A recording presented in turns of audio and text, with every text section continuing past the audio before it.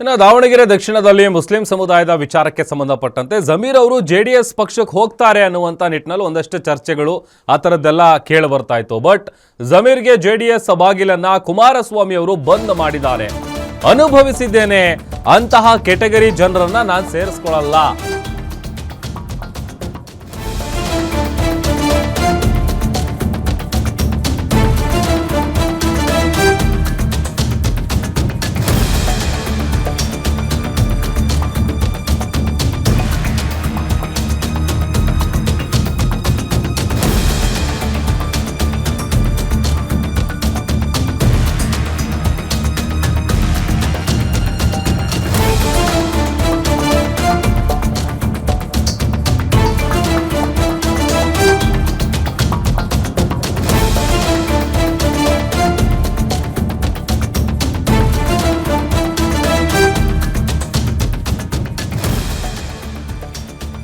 ಜಮೀರ್ಗೆ JDS ಬಾಗಿಲನ್ನ ಬಂದ್ ಮಾಡಿದ್ದಾರೆ HDK. ಅನುಭವಿಸಿದ್ದೇನೆ, ಅಂತಹ ಕೆಟಗರಿ ಜನರನ್ನ ಸೇರಿಸಿಕೊಳ್ಳಲ್ಲ. ಜಮೀರ್ ಜೆಡಿಎಸ್ ಸೇರ್ಪಡೆ ಆಗ್ತಾರೆ ಅನ್ನುವಂಥ ವದಂತಿ ಬಗ್ಗೆ ಸ್ವತಃ ಎಚ್ಡಿಕೆ ಅವರು ಪ್ರತಿಕ್ರಿಯೆ ಕೊಟ್ಟಿದ್ದಾರೆ. ಹಾಸನದ ಸುದ್ದಿಗೋಷ್ಠಿಯಲ್ಲಿ ಜಮೀರ್ ವಿರುದ್ಧ ವಾಗ್ದಾಳಿ ನಡೆಸಿದ್ದಾರೆ. ನಮ್ಮ ಪಕ್ಷದಲ್ಲಿ ಅಧಿಕಾರಕ್ಕಾಗಿ ಅಂತಹ ಕೆಟಗರಿ ಜನ ಬೇಕಾಗಿಲ್ಲ.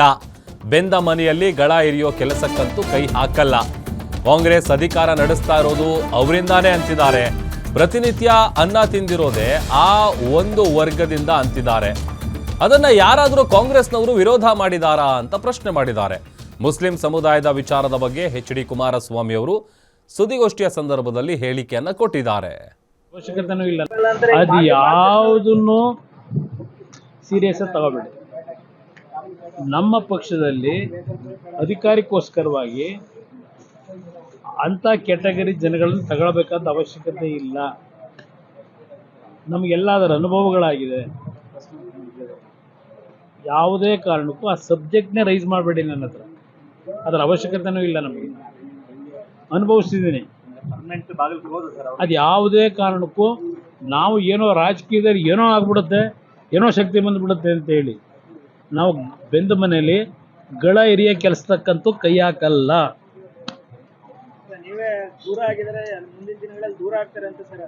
ಯಾರು ಅವ್ರು ದೂರ ಆಗೋದು ನನಗೆ ಗೊತ್ತ. ಈಗ ಕಂಡೀಷನ್ಗಳು ಹಾಕತ್ತವ್ರು ಅವರೇ.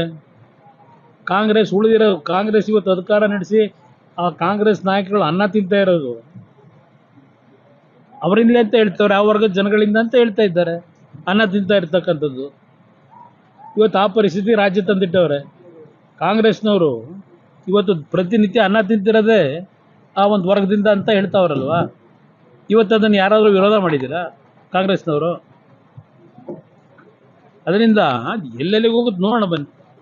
ಅದು ಯಾವುದನ್ನು ಸೀರಿಯಸ್ ತಗೋಬೇಡಿ. ನಮ್ಮ ಪಕ್ಷದಲ್ಲಿ